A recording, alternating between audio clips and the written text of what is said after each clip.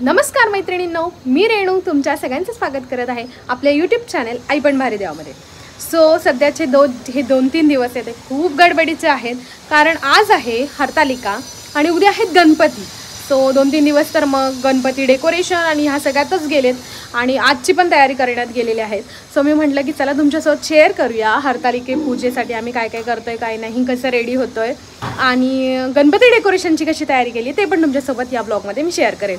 So Ruhi actually तिला बरं नाही आहे, थोडं सर्दी वगैरे झाली आहे, त्यामुळे ती थोडीशी क्रँकी आणि त्यामुळे मला थोडंसं लेट होतं आहे सगळ्या गोष्टींमध्ये, कारण ती काही करू देत नाही आहे। म्हणून कसं बसं आमचं डेकोरेशन वगैरे चालू आहे, पण जे काही चालू आहे जसं चालू आहे मी तुमच्यासोबत शेअर करेलच सगळं फायनली कसं काय होतं आहे काय नाही ते। सो चला मी आता पटकन पूजा करून घेते आणि मग करते हरतालिकेची पूजा, कोणासोबत करते कसं काय ते दाखवते सगळं। सगळ्यांना हरतालिकेच्या खूप खूप खूप शुभेच्छा। सो सकाळी सकाळी पहिले म्हटलं रुही झोपली होती तोपर्यंत आपण आपली देवपूजा पटकन उरकून घ्यावी, कारण की मग ती उठली की ती मला काहीच करू देत नाही, कारण तिला सगळं करायचं असतं। जसं की मी प्रत्येक व्हिडिओमध्ये दाखवलंच आहे की ती प्रत्येक वेळेस माझ्यासोबत येऊनच बसते, पण तिला घेऊन पूजा करणं पटपट होत नाही आणि अशा वेळेस जेव्हा सण असतो तेव्हा तर खूप घाई असते आणि पटपट सगळं करायचं असतं, म्हणून मग ती उठायच्या आधीच मी पटकन देवपूजा वगैरे करून घेतली।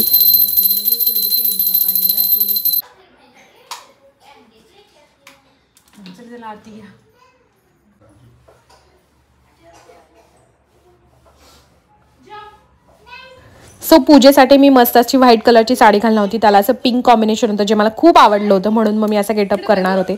त्यानंतर रुहीला पण मी सेम असा व्हाईट कलरचा ड्रेस घेतला होता जो तिला खूप छान दिसत होता, पण ती सर्दीमुळे आजारी होती त्यामुळे तिला तो बिलकुल घालायचा नव्हता। किती सर्दी झाली मग तुला?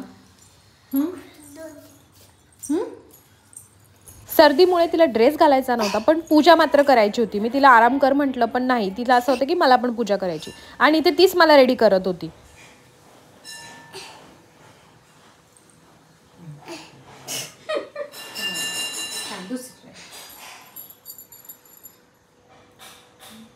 उल्टा ही है, मैं उसको रेडी करूँ तो वो मुझे रेडी करेगी। छान छान।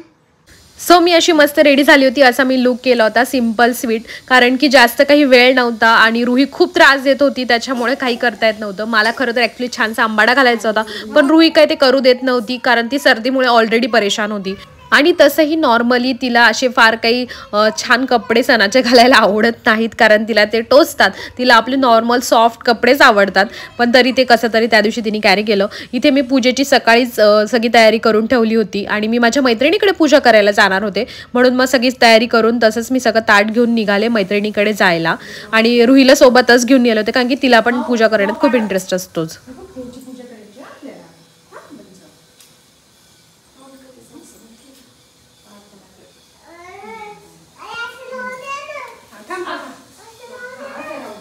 रुहीला नेहमीच सवय माझ्या टिकलीसोबत खेळायची आणि तिने खाली जाईपर्यंत माझी टिकली थोडी वाकडी पण केलेली होती।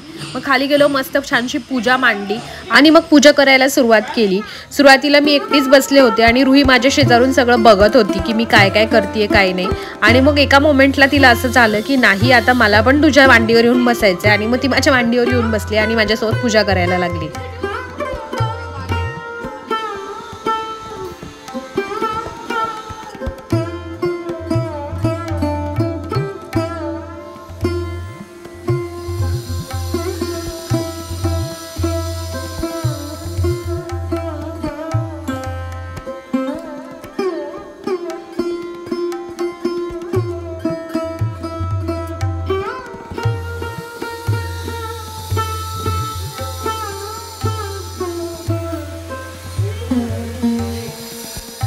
रुहीने पण माझ्यासोबतच सगळी पूजा केली। सो मनोभावे पूजा केली, खूप छान प्रसन्न वाटलं। नंतर मस्त हरतालिकेची आरती केली आणि छान कहाणी पण ऐकली। ॲक्च्युली आरती तर काय आम्हाला येत नाही, मग ती यूट्यूबवरच ऐकून आम्ही केली। यूट्यूबमुळे ते ॲक्च्युली खरंच खूप चांगलं झालं की आपल्याला जे काही येत नाही ते पण आपल्याला सगळं करता येतं। सो तसं सगळं केलं आणि मग आम्ही आलो घरी आणि मग आपलं मॅन्डेटरी फोटो सेशन करणं तर गरजेचंच आहे, कारण जेव्हा पण आपण रेडी होतो तेव्हा तर फोटो सेशन करतोच। सो मस्त आम्ही थोडंसं फोटो सेशन केलं। रुहीचा काही फार मूड नव्हता म्हणून जास्त तिला काही त्रास दिला नाही आणि नंतर ती माझं सगळं बघून नैवेद्याचं ऍक्टिंग करत होती। नैवेद्य काय बघू? नैवेद्य मला दाखव ना, काय दाखवते जय बाप्पाला, काय त्याच्यात? नैवेद्य म्हणजे काय? पण काय दाखवलंय? खाण्यासाठी. पण काय दाखवलंय खायचं ते दाखव ना. खिचडी. सो तिचा असा सगळा मेलोड्रामा सुरू होता आणि मग आम्ही सुरुवात केली गणपतीच्या डेकोरेशनला. त्यासाठी जे पाईप मी इथे आणले होते ते आमच्या टेबलच्या साईजने कट करून घेतले म्हणजे व्यवस्थित टेबलवर बसेल. आणि पहिले तर सगळं हॉलमधलं सामान आम्ही इकडे तिकडे शिफ्ट केलं कारण की गौरी आणि गणपतीला भरपूर जागा लागणार होती म्हणून हॉल थोडासा मोकळा करून घेतला. आणि रुईचं सगळं बुक शेल्फ टॉईज गायब झाल्यामुळे तिची अशी रिॲक्शन होती की कुठं गेलं सगळं. तुझी खेळणी हॉलमधली बघ इकडे ठेवली आहे. बघ इकडे हॉल बेडरूम मध्ये ठेवली. नाही बघ इकडे ठेवलं सगळं तुझं. बघ इकडे अरेंज केलं सगळं.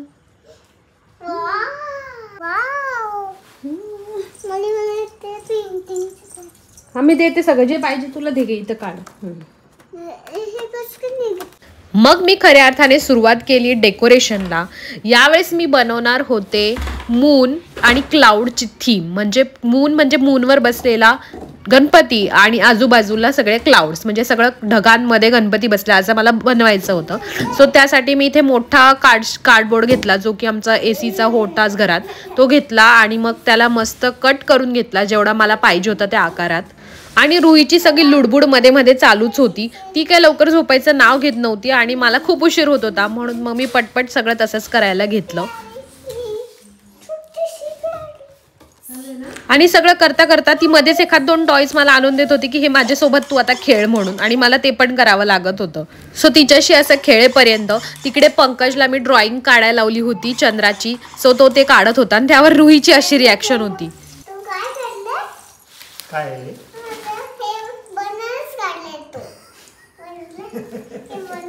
तुला बनाना वाटतंय माऊ? काय काढलंय नक्की पप्पानी? बनाना. बनाना नाही नीट बघ काय. हा मला पंकजनी मस्त असं छानसं चंद्राचा शेप करून दिला होता जो मी कट करून घेतला आणि त्याला छान असा आकार दिला. म्हणजे थोडंफार व्यवस्थित कट करून वगैरे घेतलं आणि मला पाहिजे तसा तो चंद्र झाला. आणि रुईचं तिथं डेकोरेशनचं जे काही सामान आणलं त्याच्यासोबत खेळणं सुरू होतं. त्यानंतर मग मी जो काही चंद्र बनवला होता त्यावर असा एक सिल्वर जो असा शाईनवाला पेपर होता तो मी घेतला होता आणि त्या चंद्राच्या आकाराप्रमाणे तो कट करून त्यावर तो स्टिक करून घेतला. सो त्याला थोडासा सिल्वर शाईनवाला चंद्र दिसेल असं मला वाटलेलं. पण जेव्हा तो मी बघितला तेव्हा मला असं वाटलं की थोडंसं अजून त्याच्यात ब्राईट म्हणजे चमकी किंवा काहीतरी ॲड केलं तर अजून छान दिसेल म्हणून आपली जी चमकी असती मी ती त्यावर फेविकॉलनी लावली आणि मग मला जसा पाहिजे तसा तो चंद्र तयार झाला. त्यानंतर इथं मी काढून घेतले होते क्लाउड्स.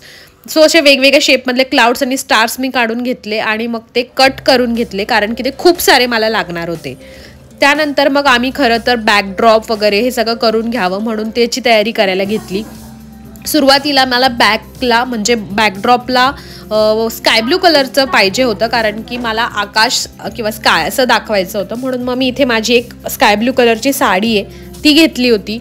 ती टाकली. ॲक्च्युली मी त्याच्यावर एक स्काय ब्लू कलरचं छानसं नेट मागवलं होतं पण ते खूपच पातळ आलं होतं म्हणून मी आधी ती साडी टाकून घेतली आणि त्याच्यानंतर मग त्याच्यावर हे स्काय ब्लू कलरचं नेट ॲड केलं. त्याच्यामुळे थोडासा त्याचा कलर छान तयार झाला. ते व्यवस्थित बसावं म्हणून सगळीकडून छान पिन लावून घेतली. त्यानंतर मग खाली काय लावावं असा प्रश्न पडला होता. व्हाईट माझ्याकडे साडी होती सो ती लावावी असा विचार केला म्हणून मग मी ती घेतली. पण मी तरीही खूप कन्फ्यूज होते कारण त्याच्यावर पिंक डिझाईन होती आणि मला पिंक नको होतं पण माझ्याकडे दुसरं व्हाईट मला काही आठवत नव्हतं आहे की नाही म्हणून मग मी सध्या तरी ती व्हाईट आणि पिंक कलरची साडीच लावायचं ठरवलं. ते लावलं आणि मग आम्ही लायटिंग वगैरे करून घ्यायचं ठरवलं. सो थीम अशी मून आणि क्लाउड्स होती त्यामुळे स्टारवाली लायटिंग लावून घेतली. आणि जे मी काही ढग बनवले होते कार्डशीटचे त्यावर असा फेविकॉलनी कॉटन चिटकवून घेतला. हा सिंथेटिक कॉटन आहे नॉर्मल कॉटन नाही आहे त्याच्यामुळे हा असा फुगलेला दिसतो आणि फार काही त्याला वेगळं वर उचलायची गरज पडत नाही. चिटकवलं तरी ते असं 3D इफेक्ट येऊन जातो. सो असं मी जे काही ढग बनवले होते त्या सगळ्यांना मस्तपैकी कापूस लावून घेतला. आणि रुई पण मला कापूस लावायला मदत करत होती पण तिला ते हाताला कापूस चिटकलेला बिलकुल आवडत नव्हता. आणि मी तिची रिॲक्शन आजकाल फार घेत असते कारण ती खरं खरं सांगते आणि तिच्यावरून कळतं खरंच चांगलं झालंय की नाही. काय बनवले आईने ते? ढग दिसतंय. वा ये. त्यानंतर आम्ही खूप थकलो होतो म्हणून म्हटलं थोडंसं रिफ्रेशिंग म्हणून चहा घेतला आणि दिवसभराचा उपवास पण होता, भूक पण लागल्यासारखं झालं होतं म्हणून मग थोडंसं चहा घेतल्यावर फ्रेश वाटलं आणि मग आम्ही परत लागलो कामाला. हे जे मी ढग बनवले होते ते कसे चिटकवावे हा प्रश्न पडलाच होता, म्हणून मग मी त्याला 2 वे टेप लावून चिटकवलं. पण तरी पण मला असं वाटलं की ते एवढे स्टेबल नाही राहणार, म्हणून मग मी त्याला थोडंसं धाग्याने शिवून पण घेतलं नंतर, मग ते काही हल्ले नाहीत. आणि त्यानंतर खालच्या साईडनी पण आणि वर पण जे मी समोर जे ढग ठेवणार आहेत म्हणजे ढगाचा फील देण्यासाठी कॉटन ठेवणार होते, त्यासाठी मी आतमध्ये आधी लाइटिंग टाकून घेतली, म्हणजे ते असं थोडंसं ढगांमध्ये थोडंसं लाईट म्हणजे छान असं 3D इफेक्ट येईल म्हणून आधी त्याच्या आत सगळीकडे लाईट टाकून घेतले. आणि मी मुद्दाम इथे व्हाईट कलरचेच लाईट चूज केले होते, कारण की ब्लॅक एकतर ते दिसली असती लाईन आणि गोल्डन पण एवढा छान इफेक्ट आला नसता, म्हणून मग मी व्हाईट चूज केले होते की वर जरी गोल्डन असलं तरी खाली जे आहेत ते व्हाईट होते. आणि अजून थोडासा छान लुक यावा म्हणून मी ते जे ढग बनवले होते त्यामध्ये पण एक जे आपले राईस लाईट असतात ते सोडले होते, म्हणजे त्याला अजून छान इफेक्ट आला होता. नंतर जो चंद्र होता मी बनवलेला तो मस्त एका थर्माकोलला व्यवस्थित चिटकून घेतला. त्यासाठी मी तो मॅजिक टेप असतो तो यूज केला होता, ज्याच्यामुळे तो बिलकुल हलला नाही आणि स्टेबल राहिला आणि तो एका जागी पोझिशन त्याची फिक्स झाली. आणि तो तिथे ठेवल्यानंतर मग त्याच्यासमोर मी थोडासा कॉटन स्प्रेड करून ठेवला. नॉर्मल असा फक्त गोल गोल स्प्रेड जरी करून ठेवला तरी तो छान इफेक्ट देत होता, असं काही फार विशेष त्याला एलिव्हेट करायची गरज पडली नाही. हे आत्ता जरी असं वाटत असलं, जेव्हा ते लाईट आत चालू करतो तेव्हा ते खूप सुंदर दिसत होतं. सो असं बऱ्यापैकी सगळं सेट झालं होतं. आणि सगळे लाईट ऑन केल्यानंतर तुम्ही बघू शकता की किती सुंदर दिसते ते, की त्याच्या आतमधनं ते लाईट त्या कापसावर किती छान रिफ्लेक्ट होतात. आणि मध्ये मध्ये मी असे थोडेसे स्टार्स ॲड केले होते, जे मी दाखवलं होतं की मी ढग बनवताना स्टार बनवले होते, सो ते पण मी त्यात ॲड केले. सो एकंदरीत असा सगळा लुक छान तयार झाला होता. पण तरी काही केल्या मला माझं कन्फ्युजन म्हणण्यापेक्षा मला एक गोष्ट खटकत होती आणि ती म्हणजे खालची जी मी साडी लावली होती ती पिंक आणि व्हाईट होती, जी की बिलकुल थीमला मॅच होत नव्हती. म्हणून मग मी डिसिजन घेतला आणि ती चेंज केली. त्याच्यावर मी नॉर्मल एक व्हाईट बेडशीट लावली आणि त्यावर मस्तपैकी स्टार्स लावले. सो त्याचा लुक एकदम चेंज होऊन गेला आणि जे मला हवं होतं ते एक्झॅक्ट मला मिळालं. शक्यतो माझा प्रयत्न असतो की कमी खर्चात आणि घरच्या गोष्टी जेवढ्या वापरून करता येईल तेवढा करायचा मी प्रयत्न करते, जास्त बाहेरून सामान विकत आणण्यापेक्षा. सो अगदी मला पाहिजे तसा माझा हा फायनल लुक तयार झाला. मस्त मी रेड एक छान आसन त्यावर टाकलं, त्याच्यामुळे अजूनच छान लुक आला. आणि आता मस्त गणपती बाप्पासाठी रेडी झालं होतं घरातलं डेकोरेशन. सो तुम्हाला डेकोरेशन कसं वाटलं ते मला कमेंट करून सांगायला विसरू नका. आणि या पुढचा आम्ही गणपतीचं कसं स्वागत केलं, गौरीची कशी मी तयारी करणार आहे ते बघण्यासाठी नेक्स्ट व्हिडिओज बघायला विसरू नका. भेटूया नेक्स्ट व्हिडिओमध्ये. तोपर्यंत तुमचं आई पण आणि बाई पण दोन्ही एन्जॉय करा. बाय.